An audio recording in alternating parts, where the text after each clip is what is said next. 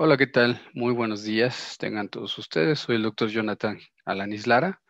Soy radiólogo intervencionista. El día de hoy vamos a revisar el tema de procedimientos de radiología intervencionista en ginecología y obstetricia. Es un placer estar con ustedes. Quiero agradecer la oportunidad de la invitación al doctor Mario Osorio y al comité organizador de este congreso. Vamos a iniciar con la plática abordando los objetivos principales, que es conocer los procedimientos de radiología intervencionista que van a involucrar el área de ginecología y obstetricia. ¿En qué parte podemos, como intervencionistas, involucrarnos para proveer de terapias de mínima invasión para favorecer la calidad de vida de los pacientes en determinadas patologías?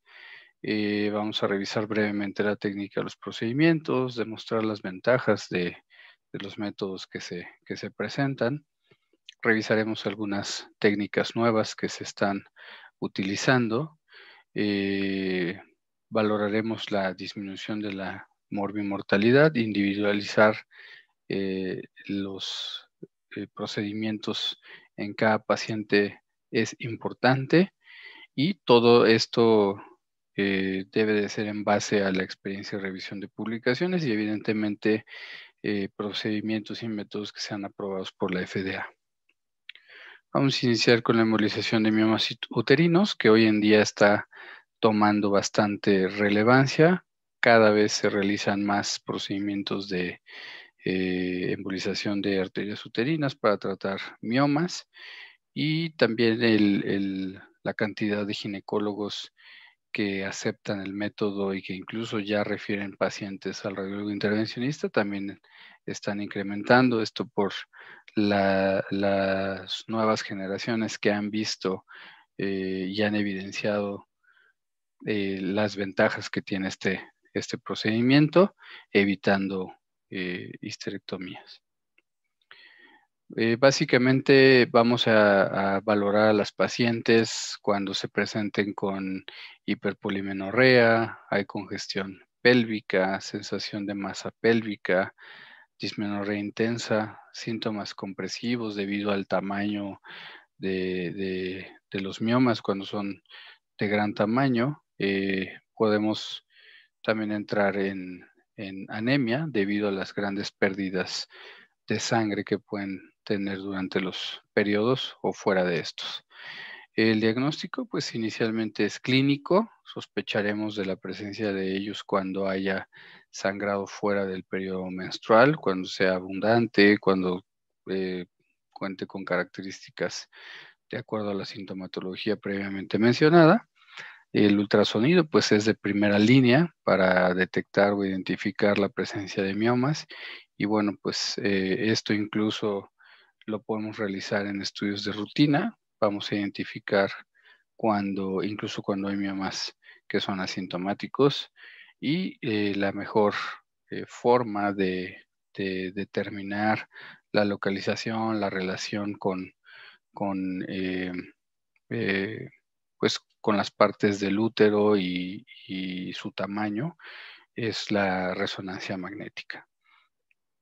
La embolización, pues es por definición la obstrucción de un flujo vascular anormal, favoreciendo la trombogénesis, y esto lo vamos a hacer a través de métodos intravasculares que pueden ser temporales o permanentes. Antes de realizar este tipo de procedimiento, es importante explicarle a los pacientes todos los riesgos que se pueden presentar, sobre todo porque es un método que es relativamente nuevo comparado con la histerectomía o con la miomectomía. Hay que hacerles saber de las posibles complicaciones que se puedan presentar, desde lo sencillo que es el dolor tipo cólico posterior a la embolización, puede haber fiebre, molestia también en el área de la punción inguinal, o que pueden ser graves como la infección uterina o la necrosis intestinal, que se asocia muy frecuentemente a necrosis de miomas subserosos pediculados que se llegan a desprender y quedan libres en la cavidad pélvica. Muchas veces también es importante mencionar que si llegase a haber una infección uterina severa que no se pueda manejar o que no responda a la antibiótico-terapia, pueden terminar en histerectomía, que era lo que inicialmente queríamos evitar.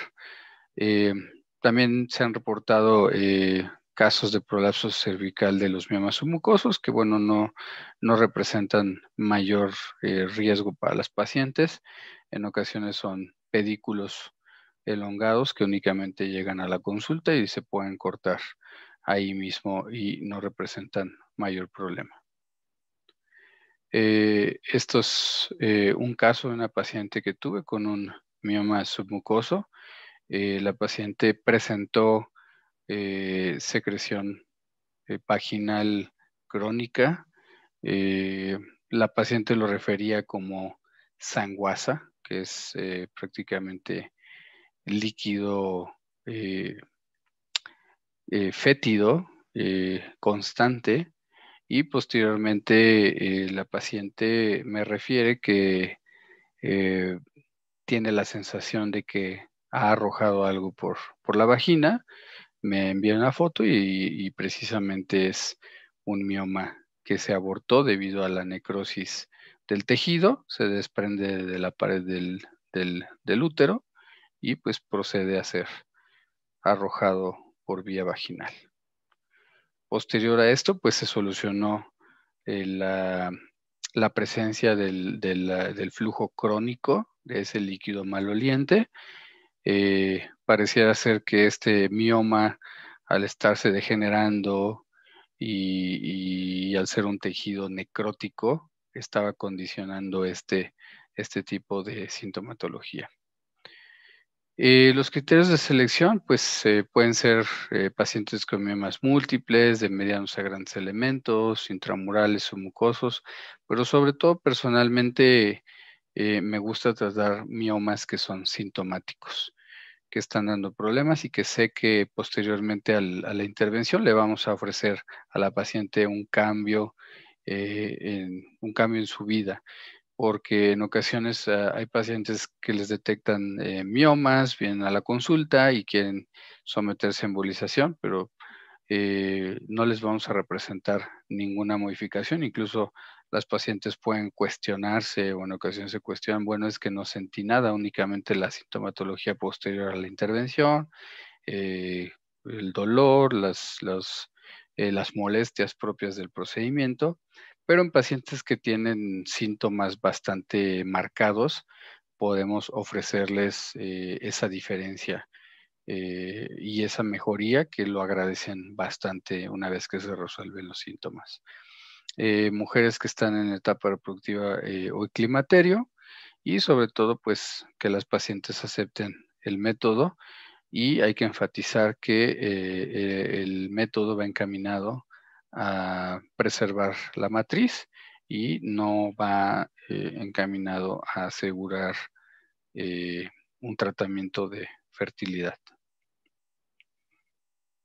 El protocolo de manejo, pues podemos realizar el ultrasonido suprapúbico o endovaginal para medir volumen uterino, para identificar los miomas, su localización, su tamaño. La histerosalpingografía la podemos realizar también en pacientes que puedan estar en protocolo o estudio de infertilidad. No es necesaria en todos los casos. La valoración preoperatoria a través del internista y el anestesiólogo, los exámenes de laboratorio, la VH, TP, TPT. Se procede a la arteriografía diagnóstica pélvica bilateral y posterior embolización. Podemos realizar control trimestral posterior por ultrasonido y resonancia magnética. Se sugiere, bueno, el protocolo que yo manejo es a los 6 meses y posteriormente al año. Generalmente las pacientes cuando ven mejoría y cuando disminuyen bastante marcados los síntomas, pues ya no regresan a su control. A veces únicamente manda un mensajito, todo está bien, doctor, vamos bien, y bueno, ya no se someten a a la resonancia magnética para ver la disminución del volumen que ha tenido los tumores. Aquí tenemos precisamente el caso de una paciente con un útero deformado y aumentado de tamaño. Se realiza la angiografía donde se identifica un mioma o bastantes miomas que producen el crecimiento uterino y esto es lo que da efecto de masa en los órganos y la sensación de masa en la pelvis de las pacientes que incluso a veces se puede llegar a palpar. Se realiza la cateterización, se identifica la arteria uterina con aumento de calibre y con trayecto dólico y bueno, se pinta ahí bastante bien con el medio de contraste los bordes uterinos. Abajo identificamos la vejiga ya con represión por medio de contraste. La técnica de embolización de arterias uterinas, pues técnica de Seldinger, como ya lo hemos mencionado en otras ocasiones, es la punción de la arteria femoral a través de la cual introducimos guías, el sistema coaxial, el introductor vascular que nos va a permitir realizar recambios de las guías y los diferentes catéteres. Posteriormente realizamos la arteriografía ilíaca interna derecha, donde en ocasiones pues ya desde ahí logramos identificar la arteria uterina. Posteriormente avanzamos el catéter para realizar una cateterización superselectiva de la arteria uterina, en este caso del lado derecho. En esta gráfica pues se nos refiere cómo se coloca el catéter dentro de la arteria, la relación de los tumores y el avance de las micropartículas o esferas que se proceden a administrar a través del catéter y cómo avanzan hasta llegar a las arterias más distales y más pequeñas, formando tapones de material embolizante. Este es el control posterior a la embolización de la arteria uterina derecha con partículas de polivinil alcohol de 300-500 micras. Como podemos ver, hay una disminución significativa del flujo de las arterias que veíamos, de las arterias distales que veíamos previamente. Únicamente vemos el tronco, identificamos el tronco común de la arteria uterina, pero no así las pequeñas arterias que daban irrigación a los tumores. Este es otro caso. Aquí logramos identificar la angiografía uterina tanto derecha como izquierda. Identificamos nuevamente las arterias hipertrofiadas con trayecto dólico, con aspecto de tirabuzón, sobre todo en su segmento distal, en donde le están dando irrigación a los tumores. Y este es el control posterior, donde el flujo ya está enlentecido, donde ya no identificamos las arterias más distales y donde se encuentra tatuado el medio de contraste, incluso identificando los bordes y contornos de algunos tumores. Este es otro ejemplo, una angiografía con sustracción digital de ambas arterias uterinas, con la evidencia de los vasos de angiogénesis que mencionaba previamente, que van a estar irrigando a los miomas. El control posterior, satisfactorio, donde ya no identificamos ese flujo abundante que daba alimentación a los tumores. Esta es una resonancia magnética, donde se le da seguimiento al paciente. Identificamos un útero con aumento de tamaño. En el seguimiento posterior ya identificamos disminución de volumen con múltiples zonas de necrosis y posteriormente hasta un 80% en la reducción del volumen. Es un ultrasonido suprapúbico. Identificamos la reducción del volumen uterino hasta el 90%, 95% en el tamaño de los miomas. Aquí obtenemos un volumen de 671 mililitros y en el control identificamos la reducción de hasta el 50% del volumen uterino. A todas las pacientes se les explica que el método no va encaminado a buscar la fertilidad. en un estudio previamente realizado en el Hospital General de México, de las primeras 12 pacientes embolizadas, 2 tuvieron un embarazo intrauterino que llegó a término, y 9 de las 43 mostraron interés por fertilidad, ya que habían descartado un embarazo debido a su situación, pero posteriormente a la intervención se procede bueno, muestran interés para intentar un embarazo. Perdón. Hay un estudio donde se demostró que a pesar de lo que se pueda decir en otras publicaciones, que después de la embolización es imposible embarazarse, este estudio demostró la presencia de algunos embarazos exitosos que llegaron a término. La embolización de miomas uterinos hoy en día sigue siendo tema de debate, sobre todo con algunos ginecólogos. Es una alternativa de muchas en el tratamiento de los miomas uterinos. Es una alternativa definitivamente no quirúrgica. Es un tratamiento que se describió por Rabina en Francia. Como les mencionaba, no es la única alternativa. El tratamiento por muchos años clásicamente y tradicionalmente ha sido el quirúrgico, aumentando, produciendo un gran número de histerectomías en todo el mundo.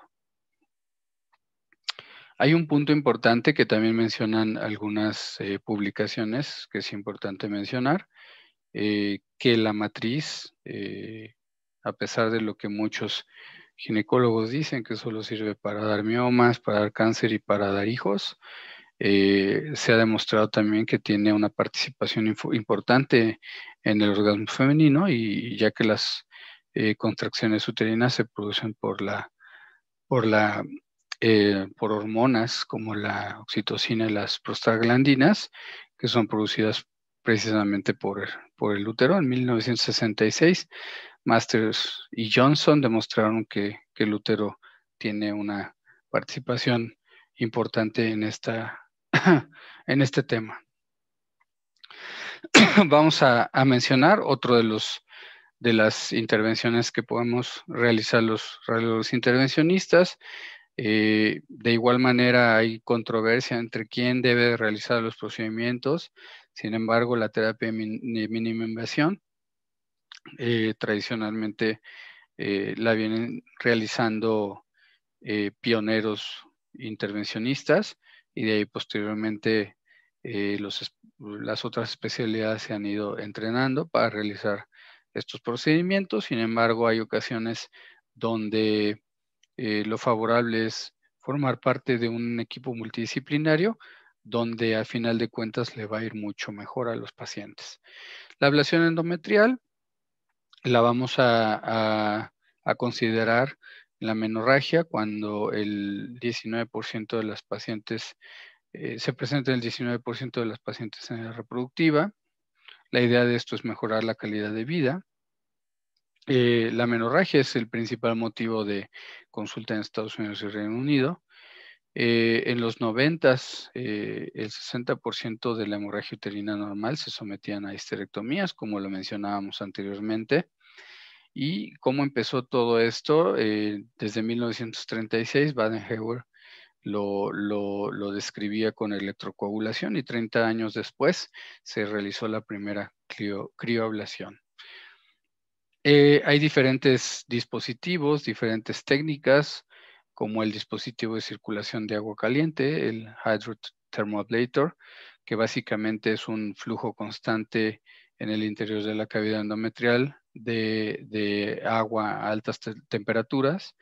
El otro es el balón con líquido caliente, que es el ThermoChoice. Crioterapia a través del dispositivo Hair Option. Y podemos realizar el procedimiento también a través de microondas y radiofrecuencia. Básicamente es alterar la estructura del endometrio, ya sea con altas o bajas temperaturas en extremo. Las indicaciones, pues va a ser la exclusión endometrial de manera permanente, va dirigido exclusivamente a detener o reducir el sangrado anormal. Y bueno, esto siempre va a ser una alternativa a la histerectomía.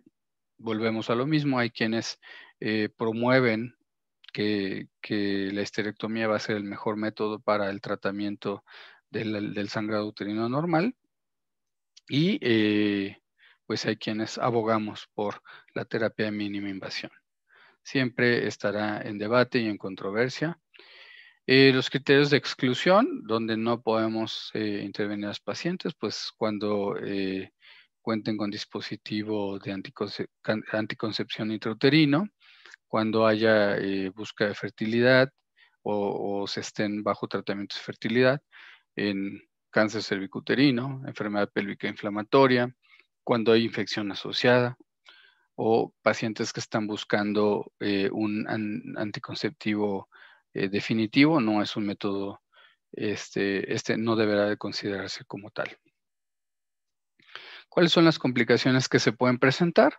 Se pueden presentar perforación uterina, sobrecargas hídricas, que esto es bastante raro, quemaduras, hemorragias masivas que puedan derivar en una histerectomía, que era lo que inicialmente queríamos evitar. Se puede presentar infección urinaria, dolor, y en pacientes que se hayan embarazado posterior a este método, puede ser causante de abortos, de partos pretérminos, restricción del crecimiento intrauterino, ruptura prematura de membranas e implantación anormal de la placenta. Todo esto debido a los cambios y modificaciones, probablemente por fibrosis generada o condicionada por los cambios en la estructura debido a las altas o bajas temperaturas. Aquí tenemos el ejemplo de las tantas técnicas. Básicamente, pues, todas manejan el mismo principio, la introducción de una sonda con una punta que se va a enfriar o se va a calentar en extremo a través de diferentes pasos. El dispositivo nos va a presentar las opciones para la valoración y la preparación del mismo dispositivo. En este caso es un balón en la punta del aparato que está conectado a una consola. Se realizan pruebas previas de temperatura, de dilatación del balón, que no esté roto, que no esté alterado. Y una vez dentro de la cavidad endometrial se puede aplicar la física, ya sea de calor o de frío, para condicionar precisamente, como les mencionaba, pues la alteración en la estructura del endometrio.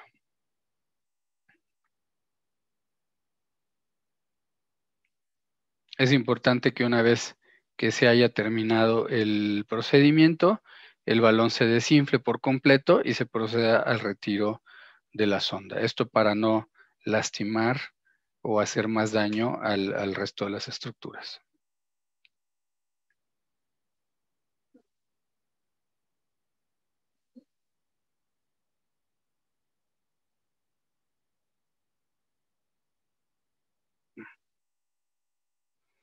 Perdón. Muy bien, vamos a entrar a otro de los temas en los que el radiólogo intervencionista tiene o juega un rol importante, que es la repermeabilización de las tubas uterinas. Vamos a iniciar con la técnica de la histerosalpingografía, en donde vamos a realizar una evaluación integral de la cavidad endometrial, de la permeabilidad de las trompas. Son estudios que se utilizan mucho de rutina para protocolo de infertilidad. Y la obstrucción va a estar dada por patologías como la salpingitis, el hidrosalpinx, la endometriosis o cirugías previas. La técnica, pues es sugerido realizarlo entre el día 6 y 11 del ciclo menstrual. Vamos a utilizar un espéculo vaginal, vamos a proceder a la introducción de una sonda para administrar el medio de contraste y pintar la cavidad endometrial. Vamos a usar guía fluoroscópica, en donde vamos a estar observando de preferencia en todo momento y en tiempo real. Y en ocasiones, cuando la presión hidrostática no es suficiente, ahí es donde intervenimos para introducir o insertar diferentes guías y catéteres para manipular y lograr avanzar a través de las trompas, de las tubas, para poder abrir camino y permeabilizarlas. Tenemos el caso de esta paciente donde se dilata la cavidad endometrial, sin embargo no observamos flujo a nivel de las, o permeabilidad a nivel de las trompas uterinas.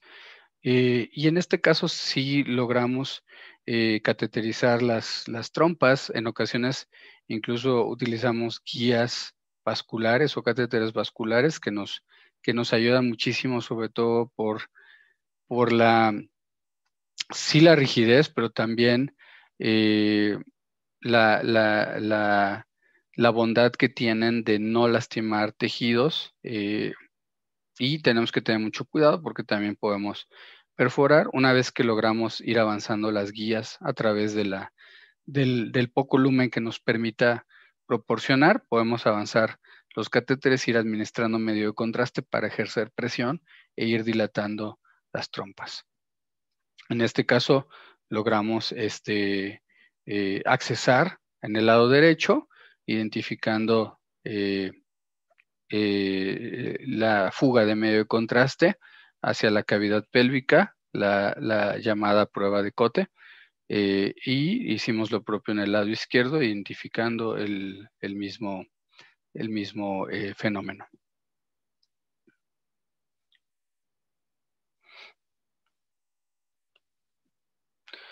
Este caso nos representa precisamente la irregularidad que llegamos a observar en las tubas. Esta ya es una tuba que se cateterizó y que se dilató y se repermeabilizó, pero podemos identificar la irregularidad eh, de los bordes de la tuba uterina, precisamente por fibrosis debido a cirugías previas, pero bueno, en este caso fue favorable, el procedimiento fue satisfactorio.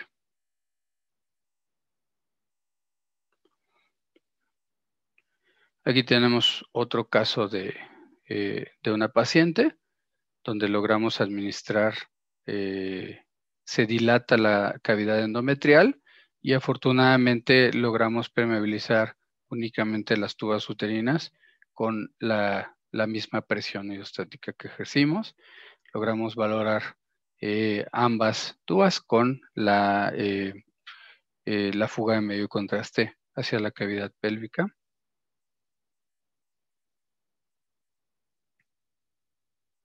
Este era el primer video, perdón, donde identificamos que no están permeables, sin embargo, al continuar ejerciendo una presión, se logra destapar las tubas uterinas.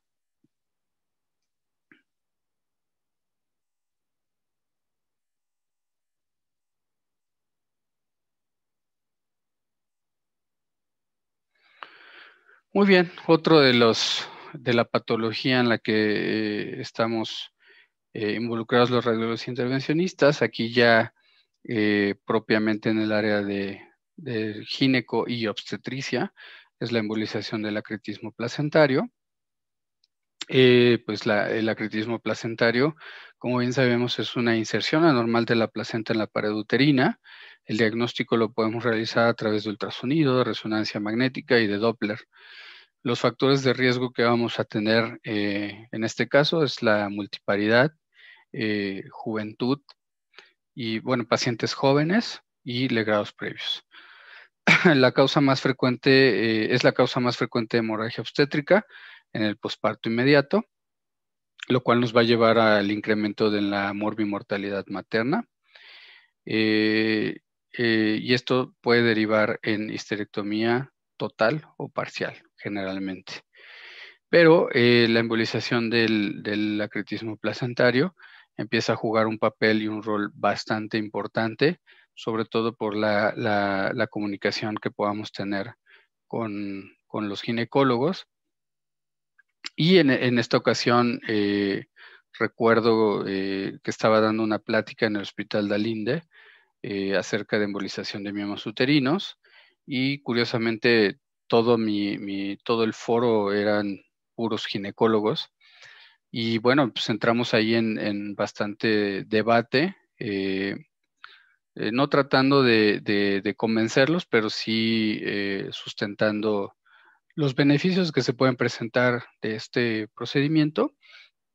Y había un ginecólogo ya grande que dudaba mucho de esta técnica y la criticaba mucho y estaba muy negado. Unos meses después me mandan a llamar de la dirección para revisar el caso de una paciente que estaba en terapia intensiva, posterior a una cesárea con el diagnóstico de un acretismo placentario. Y curiosamente el médico tratante era el mismo ginecólogo que les comentaba. Y pues ya platicando en otro tenor, pues sí nos pedía el apoyo de intervenir porque la paciente estaba empaquetada, ellos se habían ligado y prácticamente ya no había otra cosa que hacer por parte de los ginecólogos.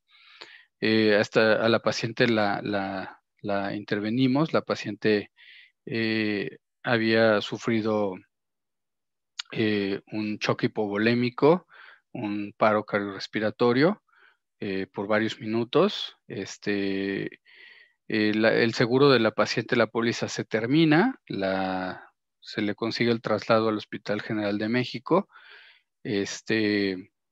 Posterior a que nosotros la tratamos, logramos embolizar a pesar de que ya estaba ligada de algunos trayectos vasculares, logramos administrar algunas partículas para bloquear el flujo. La paciente se estabilizó, pero bueno, como les mencionaba, se termina su póliza de seguro, es trasladada al Hospital General de México, donde permanece un par de meses. Cabe mencionar que desafortunadamente la bebé no logró sobrevivir. Posterior a 2 meses a la paciente permaneció en coma, la daban por muerte cerebral. El caso fue presentado en sesión general del Hospital General. A pesar de que hemodinámicamente ya se encontraba estable, no había una reacción neurológica derivado pues probablemente del paro cardiorrespiratorio que tuvo en el evento quirúrgico. Sin embargo, y afortunadamente, después de 2 meses, la paciente empieza a reaccionar con sus secuelas neurológicas eh, y pues es dada de alta por su propio pie con las secuelas mencionadas. Eh, pues es un caso donde demostramos que la embolización y los métodos de mínima invasión funcionan, y a partir de ahí este ginecólogo me empezó a mandar más pacientes, se logró convencer de que son métodos bastante bondadosos que nos pueden proveer de muchas ventajas sobre las técnicas quirúrgicas tradicionales. La embolización, bueno, esta es una angiografía de una paciente con acretismo placentario, es muy similar el aspecto en cuanto a los miomas uterinos. Son arterias hipertrofiadas que están representando bastante flujo al útero. Y bueno, como les mencionaba, pues es importante formar parte de un equipo multidisciplinario. En este caso están involucrados pues el obstetra, los médicos de terapia intensiva, el oncólogo y el radiólogo intervencionista. Es una intervención que se realiza posterior a la cesárea. En muchas ocasiones en quirófanos híbridos se puede realizar la cesárea en la misma sala, y una vez que el producto sale, nosotros procedemos a la realización de de la embolización. Incluso previo a la cesárea podemos realizar la punción femoral y la cateterización y estar preparados para que en el momento que sea retirado el producto, nosotros procedemos a la embolización con partículas o con esferas. La técnica la realizamos a través de técnica de Seldinger y cateterización superselectiva de las arterias uterinas.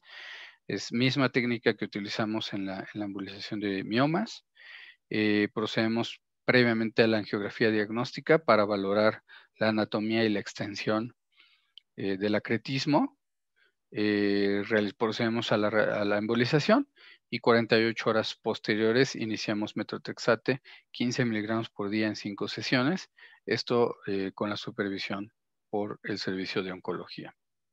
Y posteriormente se procede a histerectomía en algunos casos y en otros casos se está tratando de dar cierto tiempo porque en muchas ocasiones posterior a la embolización hay necrosis del tejido y la placenta se desprende por sí sola. Y esto pues también lo tenemos que valorar, sobre todo en pacientes que nulíparas o que es su único producto y que quieren volver a embarazarse y tenemos que preservar o pensar en preservar la matriz. Tenemos otro caso en la geografía diagnóstica, una arteria uterina bastante hipertrofiada con las arterias distales en tirabuzón y posterior a la embolización identificamos un procedimiento exitoso con la ausencia de flujo de dichas arterias distales. Tuvimos el caso de una paciente que intervenimos por embarazo de molidatiforme. El ginecólogo nos contacta, nos presenta el caso. Honestamente nunca lo habíamos realizado. Revisamos la literatura, prácticamente no hay, es nulo o no hay muy pocas publicaciones y su inquietud era precisamente una paciente joven, nulípara, con un embarazo molar, y él quería proceder a realizar un legrado, pues, terapéutico, pero tenía la preocupación del riesgo de una hemorragia que pudiera terminar en una histerectomía. Entonces, lo que procedimos a realizar fue una embolización súper selectiva para disminuir de forma no tan agresiva la vascularidad del útero. Procedimos a realizar la embolización.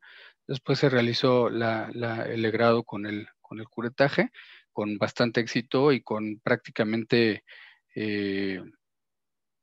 ninguna pérdida de sangrado significativa.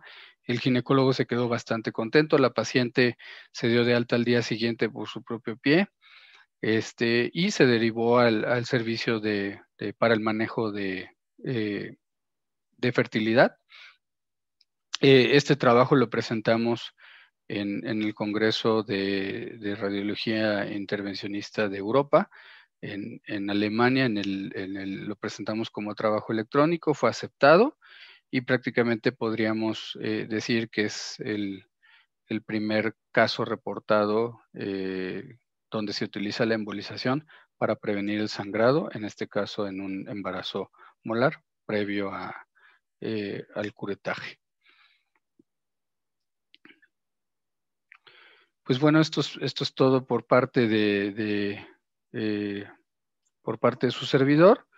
Estos son mis contactos donde me pueden encontrar, mi correo, mi Facebook, el Instagram, y quedo a sus órdenes para cualquier duda o comentario de la plática. Estaré encantado de resolverlo o de discutirlo o incluso de investigarlo si no lo sabemos. Pues me despido agradeciendo nuevamente al comité organizador y deseando que este congreso se lleve a cabo por muchos, muchos años más y que siga creciendo como hasta ahora. Muchísimas gracias, que tengan buen día y sigan disfrutando del programa del Congreso y de Radiología Intervencionista.